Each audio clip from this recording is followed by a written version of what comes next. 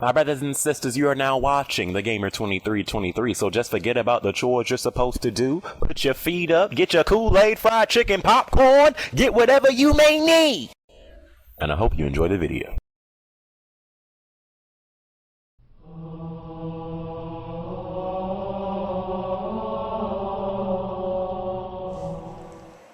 It's that time to review Halo 4. Is it worth the 60 bones? Let's find out. Alright, so Halo 4's campaign. Don't worry, I will not be spoiling nothing in this review. Spoiler free, my brothers and sisters, because I'm not sure who hasn't beaten this game yet. I'm not sure who still plans on getting this game and hasn't gotten it yet. Spoiler free. I'm going to just say a little bit about the campaign and move straight on to the online multiplayer. So, Halo 4's campaign. Halo 4's campaign.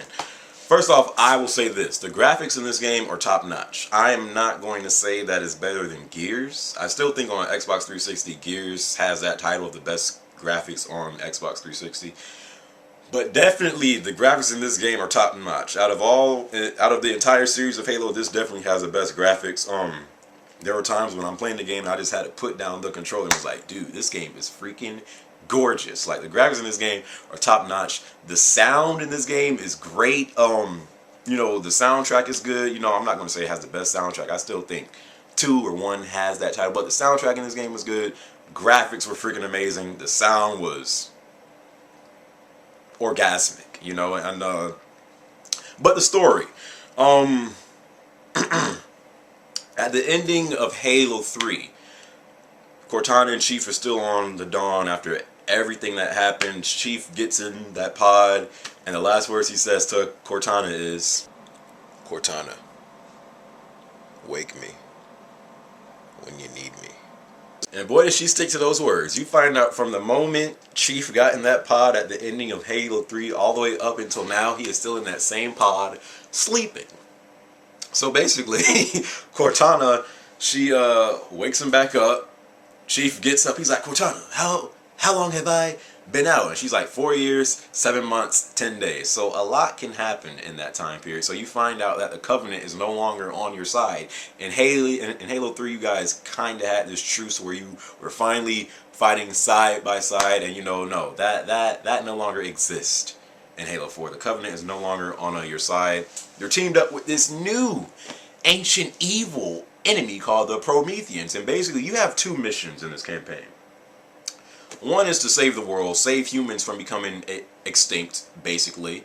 And your second mission is to save Cortana. I like how in this game you really got to see the relationship that Chief and Cortana has. I didn't even know Chief cared about this AI like that, to be honest with you.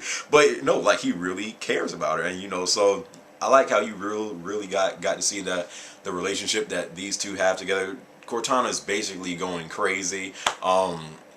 Not going to go into too much into that because I don't want to spoil nothing, but she's going crazy. Cortana is on her period basically throughout this entire campaign. So Chief, he's trying to save the world. He's trying to freaking save Cortana, trying to keep her calm, and you know, this dude just has the freaking weight on his shoulders, and you know, I feel sorry for him, but you know, he's Chief, so he can do it, right? So you know, like I said, I'm not going to spoil too much of the campaign. The campaign, I thought it was great. You know, it wasn't the best campaign that I've ever played. You know, IGN gave this game what, a 9.8. I wouldn't say it's a 9.8. It's not. And I'm one of the biggest Halo fans. I don't think the game's a 9.8.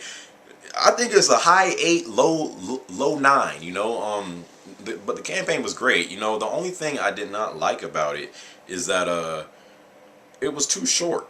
And I'm one of the people who take my time beating campaigns. A lot of people wonder why my reviews always come out later than others.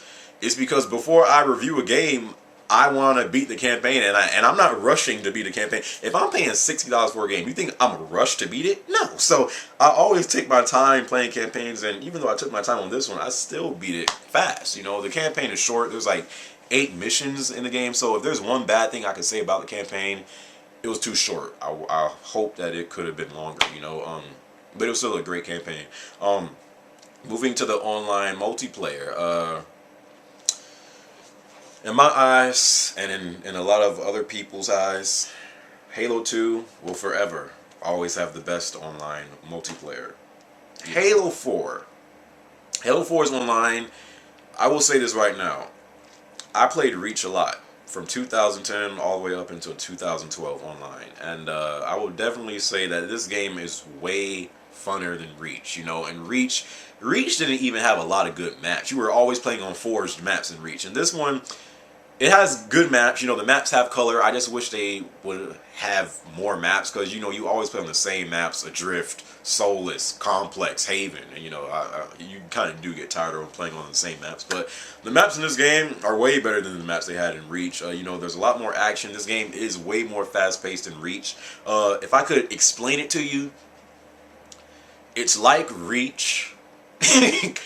A little bit of Halo 3 and a little bit of 2. They kind of got something for everybody in this. So that's my rabbit. It's fun, you know. Will I say it's the best online for Halo out of the entire Halo 2 still has that crown, I'm sorry. But it's definitely fun. You know, it has these the armor abilities are still in this game from Reach, but what they've added, and I knew I wouldn't like this when they announced it. Some people were trying to almost convince me to accept it. I still don't like how the game pretty much has perks in it. Call of Duty perks, loadouts and stuff like that. It still has a loadout. You can have perks to where you can sprint without getting tired. You could just sprint forever, not get tired. That's actually the perk that I have on me because that's the only perk that I use really. So you got perks in this game. You got the sprinting perk.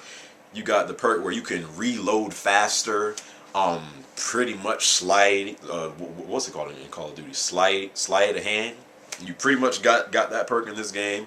You got a perk to where your shields can recharge faster. So there is a lot of stuff in this game to where if you are that person who loved the Halo 2 and 3 because of how simple and how much skill it took, there is some stuff in this game that you still won't like. I don't like the perks. I'm sorry. I will never accept it. I don't like the perks. But, you know, they are going to introduce new playlists. I'm waiting for the MLG playlist to come out to see where this game could really do on that high competition level.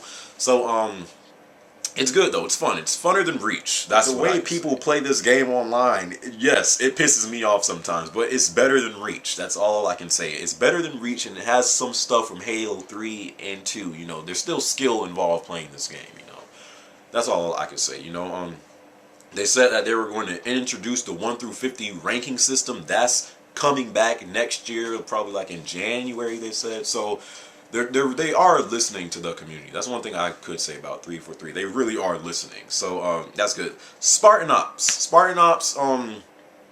pretty much in Call of Duty how it has Spec Ops and you have these missions. That's pretty much what Spartan Ops is. The only difference is it's kind of like a story. You know, you can watch these episodes before you start these missions, and you know you find out what you have to do. It's like a small story, you know. So I like Spartan Ops. You know, it's good. They release new chapters I think every month, they said, and you know you could play it co-op with your friends and stuff like that, and you know find out more about the story. And they recommended that you beat the campaign before you play Spartan Ops because there might be some spoilers in it. So Spartan Ops is great. I like that too.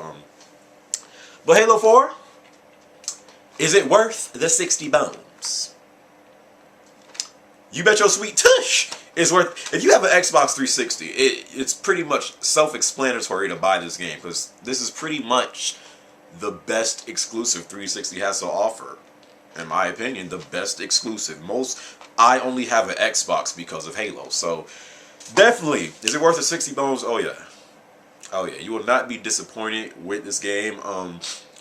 Like I said, with the online, there might be some things that you don't like. I don't like some stuff about it, but it's better than Reach. That's all that I can say. And I have fun playing the game, you know. So saying that, I hope you guys enjoyed this review.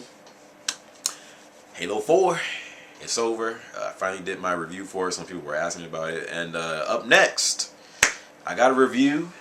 Where is it? Let's see how this goes.